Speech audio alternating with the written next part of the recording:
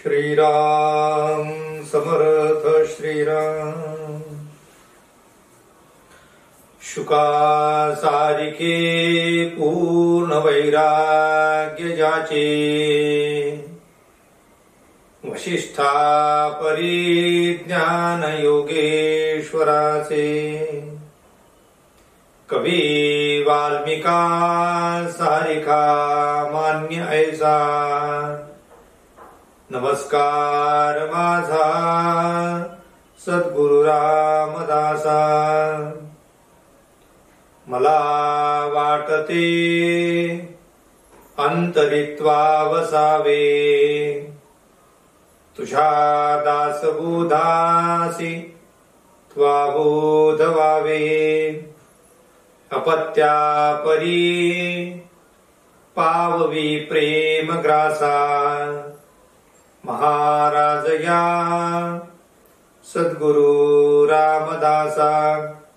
जय जय रघुवीर समर्थ, सब संतन की जय। भारत माता की जय। श्रोता वक्ता श्रीराम समर्थ श्रीराम। उपस्थित सर्व आदरणीय साधक बंधू आणि भगिनींनो, दशक 14 समास 6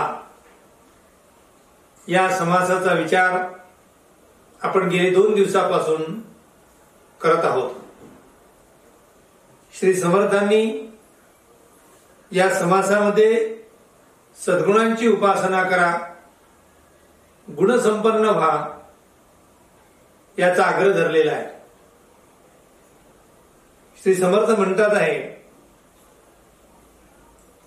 मान्यता आवडे जीवी, तरिका उपेक्षा करावी। चातुर्ये विण उंच पदवी, कदापि नाही श्रीराम। ऐसे प्रचित येते मना, तरिका स्वहित कराना। सन्मार्गे चालिता जना, सज्जना माने श्रीराम। जय जय रघुवीर समर्थ। समर्थांनी मान्यता आवडे जीवी, माणसाला काय आवडते हो? मोठेपणा आवडतो। माणसाला काय? कीर्ती आवडते। माणसाला प्रसिद्धी आवडते। मग ही प्रसिद्धी, कीर्ती, मान्यता, मोठेपणा हा कुणाला प्राप्त होतो? हा सर्व मोठेपणा, ही कीर्ती केवळ फक्त गुणांच्या जवळ येतो। लोक तुम्हाला मानतात, पण ते तुम्हाला नाही तर तुमच्यामध्ये असलेल्या त्या गुणांना मानतात। आपल्याला माहित आहे की अनेकदा सत्कृत्य केले जाते आणि त्या सत्कृत्याच्या बदल्यात त्याचा सत्कार केला जातो। ज्याचा सत्कार केला जातो तो माणूस, त्याचा का सत्कार केला जातो? त्याचं उत्तर आहे त्याने केलेल्या चांगल्या कामाचा। कोणाचं अभिनंदन आहे? तर त्याच्या अंतरामध्ये असलेल्या सत्वगुणांचं अभिनंदन आहे। खरा सत्कार त्या गुणांचा आहे।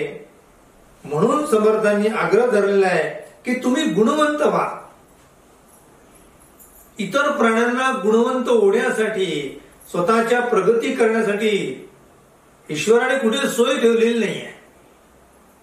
हजारो वर्षापासून जे प्राणी जसे आहेत ते तसेच आहेत, पण मानवाला आपल्या प्रगतीचा विचार करता येतो, आपला उत्कर्ष करता येतो।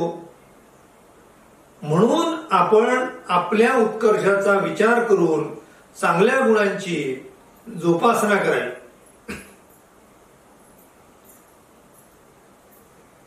जी वस्तू अनंत काळापर्यंत टिकते त्या वस्तूंची किंमत जास्त आहे। जी लवकर नष्ट होते तिची किंमत कमी आहे। जर तुम्हाला पाहायचं झालं तर अशा अनेक उदाहरणं दिसतील तुम्हाला. जो कपडा जास्त दिवस टिकतो तो जास्त भारी असतो. जो लवकर खराब होतो त्याची किंमत कमी असते. इतर धातूंच्या तुलनेमध्ये सोन्याची किंमत जास्त आहे. का जास्त आहे? कारण सोन्यावर कशाचा परिणाम होत नाही, ते जास्त दिवस जसं आहे तसं राहते. माणसाच्या दृष्टीने तोच विचार करा की माणूस तसा निसर्गतः जन्माला आल्यापासून तर देहठेवीबद्दल त्याला 100 वर्ष आयुष्य दिलंय. शतवर्षे वये नेमिले आयुर्वर्ष शतम नृणाम परिमितम. 100 वर्षाचं आयुष्य माणसाला दिलं. पण त्या 100 वर्षामध्ये त्या माणसाने केलं काय? तर खाणं पिणं आणि झोपणं. ईट ड्रिंक अँड बी मेरी. खाऊ पिऊ मजा करो. एवढंच जर माणसाने केलं तर जनावरांमध्ये आणि माणसामध्ये काही फरक आहे की नाही? उलट मी सुखी व्हावं आणि माझ्याबरोबर इतरांना सुखी करावं, इथे माणूस पण सिद्ध होते. मी सुखी होणं हे सामान्य लक्षण आहे. माझ्याबरोबर मी इतरांना सुखी करणं हे विशेष आहे. सत्वगुण जोपर्यंत तुमच्यामध्ये नाही तोपर्यंत तुम्ही इतरांसाठी काही करण्याची इच्छाच निर्माण होणार नाही. मी माझा विचार करतोय इथे रजगुण आहे, मी माझाच विचार करतोय इथे तमोगुण आहे, पण मी माझ्याबरोबर इतरांचा विचार करतो आहे इथे सत्वगुण आहे.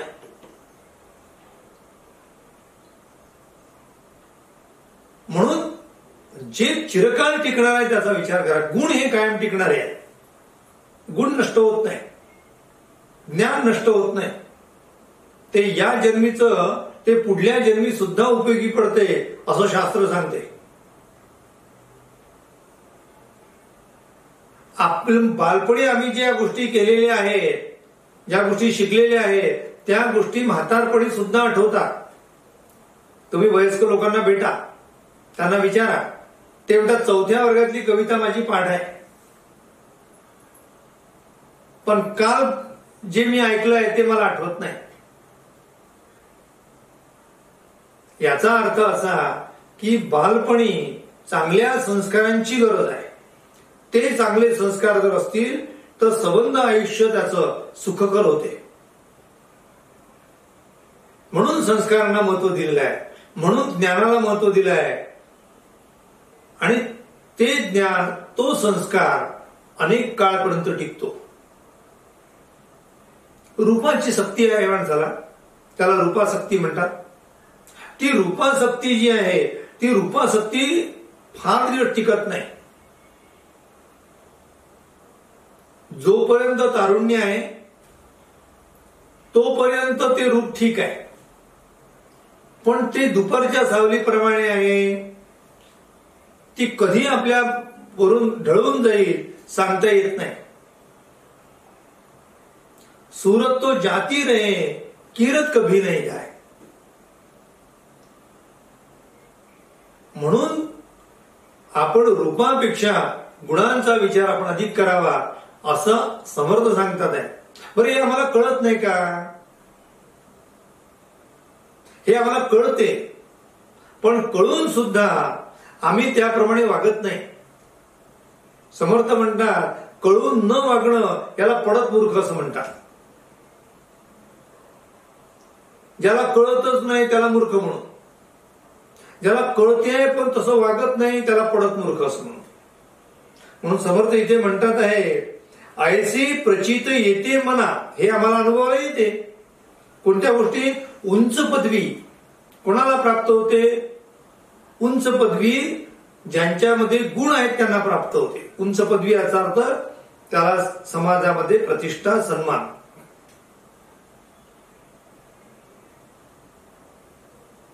हे जर आम्हाला माहित आहे तर आम्ही चांगले गुणांची का उपासना करू नये? ऐसी प्रचित येते म्हणा तरी का स्वहित करा ना. अरे हे जर प्रचितीला आपल्याला येते तर तुम्ही स्वहित का करत नाही? स्वहित माझे मजला कळेना, तुझ विण रामा मज कंठवेना. माझं स्वहित मला कळत नाही. आपलं हित कशात आहे, आपला उत्कर्ष कशात आहे, आपल्याला खरं सुख कशात आहे, हे जोपर्यंत माणसाला कळणार नाही तोपर्यंत त्याची खरी प्रगतीच नाही. त्या प्रगतीची जागाच ती आहे की मला आज कळलं. मग कुठल्या कुठल्या गोष्टी कळल्या पाहिजे. मी गुणसंपन्न झालं पाहिजे, मी कला संपन्न झालं पाहिजे, मी ज्ञान संपन्न झालं पाहिजे. आणि या संपन्नतेबरोबर आपोआपच बाकी सगळ्या गोष्टी येतात. मग तो कीर्ती संपन्न होतो, धन संपन्न होतो, लौकिक त्याचा चांगला राखला जातो, सगळ्या गोष्टी प्राप्त होतात. ते सुभाषित सुंदर आहे की विद्या एकदा प्राप्त झाली की विद्येतून माणसाला नम्रता. विद्या ददाति विनयम, विनयादयाति पात्रतम, पात्रत्वात धर्माप्नोति, धनाद धर्मम ततः सुखम. विद्या विनय देते, विनयाने मनुष्य योग्य बनतो, योग्यतेमुळे त्याला धन आणि धर्म आणि त्यातून पुढे सुख प्राप्त होते.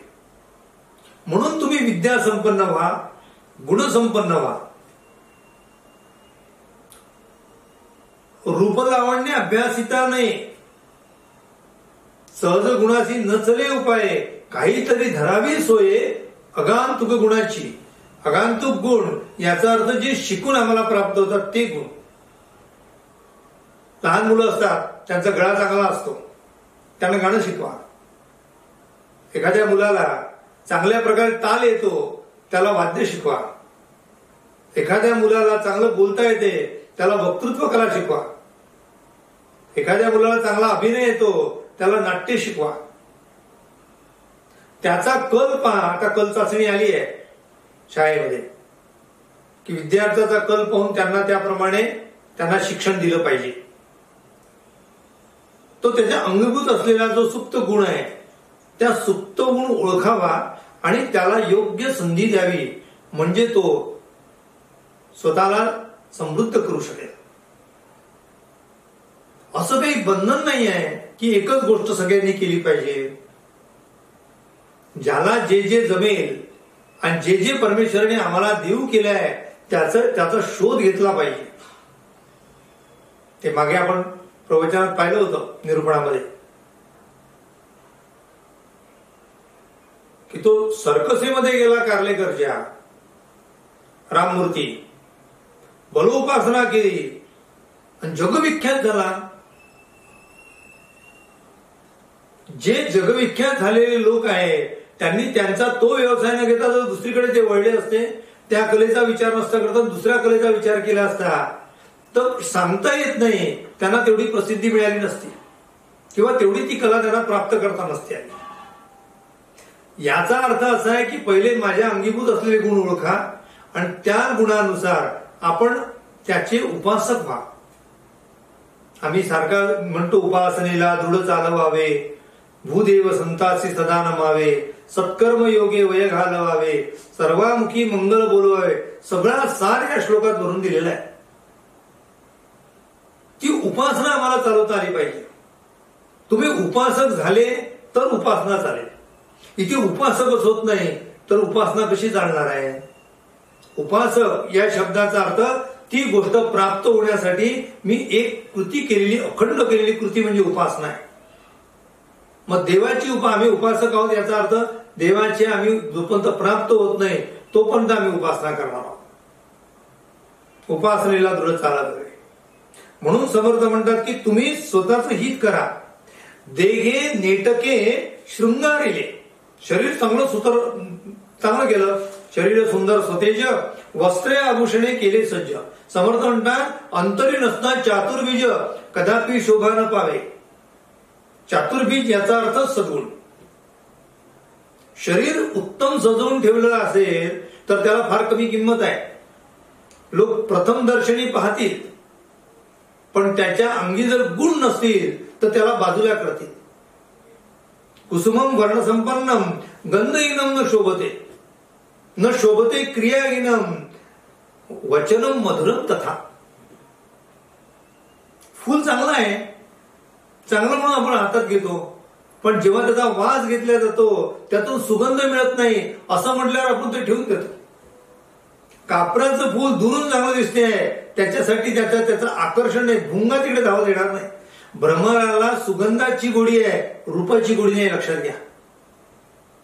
तसा माणसाला रूपाची गोडी नसावी, त्याला गुणांची गोडी असावी. कारण रूप हे नष्ट होणार आहे, गुण हे टिकणार आहे. म्हणून समर्थ म्हणतात चातुर्य विणे नासले. शरीर उत्तम सजलं पण चातुर्य नसेल तर नसेल. एखाद्या चांगल्या कंपनीमध्ये इंटरव्ह्यूला जायचं असेल, त्याने चांगले बूट घातले, त्याने चांगला युनिफॉर्म त्याचा केला, टाय लावला, आपल्या पद्धतीने व्यवस्थित तो तिथे गेला, इंटरव्ह्यू लागला आणि त्यांनी सांगितलं का तुमचं शिक्षण किती, तुमची डिग्री कोणती. तुम्ही मला काय मी शिकलो नाही, पण माझं सगळे कपडे बिपडे पाहिजे, तेवढी क्षमा करा, तुम्हाला आम्ही नोकरी देऊ शकत नाही. का देऊ शकत नाही? परिचातुर्य विण नासले. लोक घरी धावत येतात आणि तुम्हाला घेऊन जातात जर तुमच्यामध्ये गुण असतील तर. नाहीतर आपल्याला जावं लागते तरी आपल्याला कोणी आपल्याला लोक सन्मान देत नाही. याचं कारण काय? समर्थ म्हणतात माणसाला किंमतच नाही. किंमत कोणाला आहे? त्याच्या अंगीभूत असलेल्या गुणांना किंमत आहे. नाही तर सगळ्यांना हात पाय डोळे नाक कान सगळ्यांनाच आहे. देह परमेश्वराने नरदेह म्हणून सगळ्यांना प्राप्त करून दिलाय. मग प्रत्येकामध्ये अशी भिन्नता का झालेली आहे? प्रत्येक मनुष्य वेगवेगळा का दिसतोय? प्रत्येकाची किंमत कमी जास्त का आहे? याचं उत्तर आहे गुणांमुळे. जो गुणवान आहे त्याला उंच पदवी आहे. म्हणून समर्थ म्हणतात गुणे विण साजरे केले. गुणांशिवाय तो साजरा झाला बाष्कळ जैसे. गुणाशिवाय एखादा जर साजरा झाला असेल त्याला काही किंमत नाही. चित्रामधली सेना काय कामाची? तशा माणसामध्ये जर गुण नसतील तर त्या माणसाला काही किंमत नाही. राष्ट्रसंत तुकडोजी महाराजांची प्रसिद्ध कविता आहे, ती जरूर अभ्यासली पाहिजे. मुलांसाठी पाठ्यपुस्तकामध्ये ती अभ्यासाला होती. म्हणजे कला असे मानवाशी भूषण. मानवाला कला हे भूषण आहे. भूषण याचा अर्थ अलंकार. मुळामध्ये माणसाला अलंकार हे गुण आहे. रूप हे पहिलं आहे, त्याच्या पुढे गुण असले पाहिजे. गुणांच्या पुढे ज्ञान आहे, ज्ञानांच्या पुढे क्षमा आहे. याची मांदिवळी आहे, ती लक्षात घ्या. कशा प्रकारे त्याची चढता क्रम आहे. नरस्या वर्णम रूपम. माणूस दिसायला सुंदर आहे, पहिलं त्याला माणसाला कशाचं रूप हे त्याचा अलंकार आहे. पण नुसतं रूप घेऊन चालणार नाही तर रूपाचा अलंकार गुण आहे. रूपस्या वर्णम गुण. नुसते गुण घेऊन चालणार नाही. गुणस्या वर्णम ज्ञानम. त्या गुणाचा अलंकार ज्ञान आहे. आणि नुसतं ज्ञान चालणार नाही, ज्ञानस्या वर्णम क्षमा. आणि पुढे त्या ज्ञानाला सुद्धा क्षमेचा अलंकार असला पाहिजे. जितकं तो उंच जाईल तितकी त्याची व्यापकता वाढली पाहिजे. म्हणून समर्थ म्हणतात अंतर कळा शृंगारावी, नाना परी उमजवावी, संपदा मिळवून भोगावी, सावकाश श्रीराम. अंतरकळा शृंगारी. अंतरकळा याचा अर्थ मन शृंगारलं पाहिजे, मन चांगलं झालं पाहिजे. अंतर म्हणजे मन. मना अंतरी सार विचार राहो, अंतरापासून वैराग्य. अंतर या शब्दाचा अर्थ मन. त्या अंतरामध्ये, त्या मनामध्ये चांगल्या गुणांची जोपासना झाली पाहिजे. ते मन चांगलं झालं पाहिजे. म्हणून त्या मनाला चांगलं करण्यासाठी संस्कारांची गरज आहे. नाही निर्मळ जीवन काय करील सावण, तैसे चित्त शुद्ध नाही ते तर बोध करील काही. म्हणून आमचं अंतःकरण म्हणजे मन हे शुद्ध चांगल्या गुणांनी नटलं असेल तर त्याची किंमत जगभर होईल. म्हणून समर्थ म्हणतात अंतर कळा शृंगारीला. वरून वरून नाही, ऊपर से टामटुम, ऊपर से तो खूप बनी, वरून वरून चालणार नाही. तो आतून तो शृंगारला पाहिजे. वरी चांगला अंतरी गोड आहे तया मानवासी कोणी शोधित आहे. अंतरी चांगला पाहिजे आणि बाह्य सुद्धा चांगलं पाहिजे. बाह्यरूप याचा अर्थ नट्टापट्टा केला पाहिजे असा अर्थ नाही. तो नीट नेटका असला पाहिजे. चांगले कपडे घालावे, व्यवस्थित राहावं, चार चौघामध्ये आपल्याला उडबैस करायची आहे याची काळजी घेऊन आपण तसं वागावं, हे बाह्य रूप आहे. परंतु जसं आम्ही वागतो आहोत, बोलतो आहोत, तसं मन जर शुद्ध असेल तर त्याचा परिणाम तुमच्या वाणीवर होईल. तितकी वाणी शुद्ध राहील, त्या वाणीमध्ये तेवढी लाघवता येईल, तेवढी नम्रता येईल, तेवढं कारुण्य येईल, तेवढं प्रेम त्या वाणीमध्ये येईल. म्हणून अंतर शृंगारणं गरजेचं आहे. म्हणून समर्थ म्हणतात अंतरकळा शृंगारीला नाना परी उमजवावी संपदा मिळवणी भोगावी सावकाश श्रीराम. संपदा याचा अर्थ संपत्ती. माणसांजवळ अनेक संपत्ती असतात, त्यापैकी ज्ञान संपत्ती आणि गुण संपत्ती या संपत्ती कायमस्वरूपी आहे. न चोरहार्यम न च राजहार्यम न भ्रातृभाज्यम न च भारकारी व्ययी कृत्ये वर्धत एव नित्यम विद्याधर सर्व धन प्रदान. न चोरहार्यम, चोर चोरूच शकत नाही. न भ्रातृभाज्यम, भावाभात वाटणीच होऊ शकत नाही. एक गुणवान असेल तर दुसरा म्हणणार नाही तुझा गुण मला दे, घेऊ शकत नाही. नच भारकारी, त्या गुणांचा भारही माणसाला होत नाही. व्यय कृत्ये वर्धते एव नित्यम, आपले गुण जर इतरांना देण्याचा प्रयत्न केला, आपलं ज्ञान जर इतरांना देण्याचा प्रयत्न केला किंवा आपण तशा प्रकारे वागणूक केली तर तुमचे गुण अधिक वाढत जातात. जसं सोन्याला जितकं घासाल तितकं त्याचं सोनं पण प्रगट होत जाते. जितका त्याचा वापर होईल तितका त्याला विशेष किंमत येते. चंदन नुसतं ठेवून चालत नाही, चंदन घासल्या गेलं तर सुगंध बाहेर पडतो. ते घासल्या जाणे याचा अर्थ इतरांना देणे. म्हणून समर्थ इथे असं म्हणतात आहे प्रयत्ने करीना शिकेना. अरे काय माणूस आहे, प्रयत्न केला पाहिजे, शिकलं पाहिजे.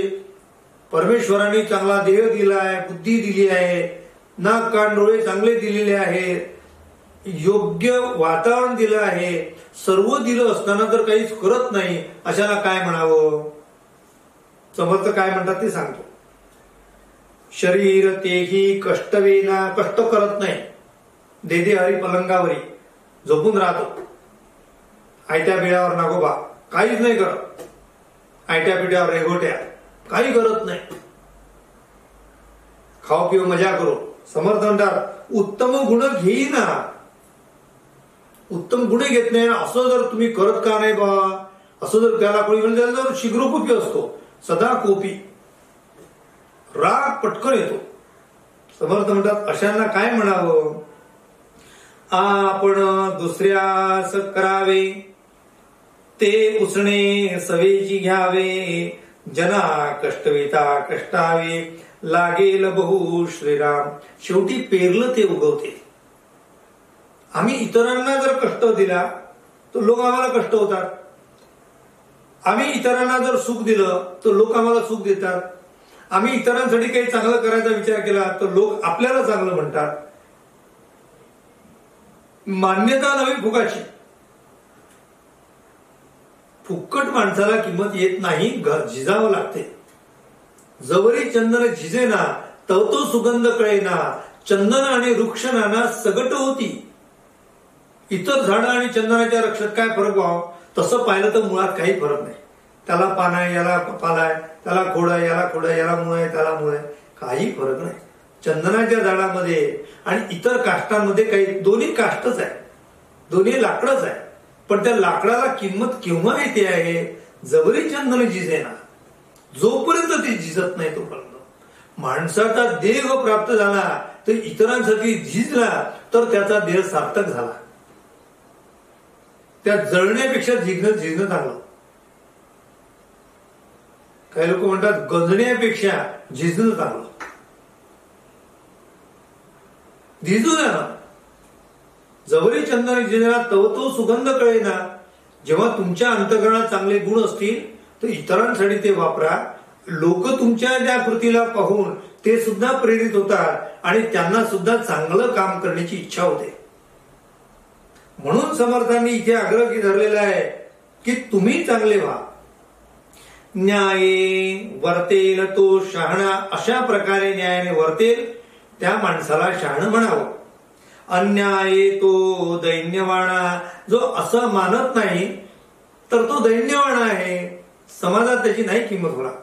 नाना चातुर्याच्या कुणा चतुर जाणे श्रीराम. खऱ्या चतुर लोक, चतुर म्हणजे ज्ञानी, चतुर म्हणजे चतुर या शब्दाने आपण अर्थ चुकीचा काढू नये.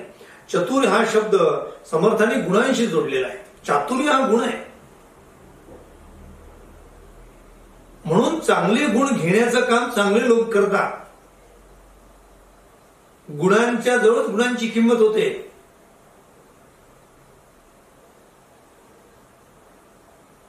म्हणून गुणांची उपासना करा. बली बलम वेत्तीन वेत्ती निर्बल. गुणी गुणम वेत्तीन वेत्ती निर्गुण.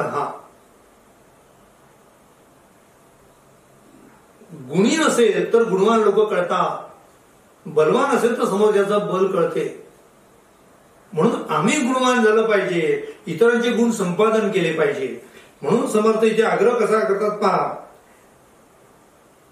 जे बहुतास मानले ते बहुती मान्य केले. येरते व्यर्थची गेले जननिंद्य श्रीराम. म्हणून समर्थांनी ज्या गोष्टी जननिंद्य आहे, लोकांनी ज्याला नावं ठेवलेली आहेत, जनी वंद्यते सर्व भावे करावे. जे जनांनी वंदन केलेलं आहे अशा गोष्टी आपण मनापासून करा. जे जननिंद्य आहे ते करू नका. चांगल्या गुणांची उपासना करा. यामुळे तुम्ही मोठे होणार नाही तर आमचं संपूर्ण राष्ट्र मोठं होणार आहे. या राष्ट्राला तुमची गरज आहे. म्हणून बालकांकडे लक्ष द्या.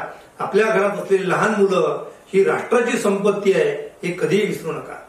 राहिलेला भाग उद्याच्या निरूपणात पाहूया. आपल्या सर्वांच्या हृदयस्थ असलेल्या परमेश्वराला विनम्र अभिवादन करतो आणि आजची निरूपण सेवा श्री समर्थ चरणी समर्पित करतो. उपासनेला दृढसार व्हावे, भूदेव संतासी सदा नमावे. सत्कर्म योगे वय घालवावे, सर्वामुखी मंगल बोलवावे.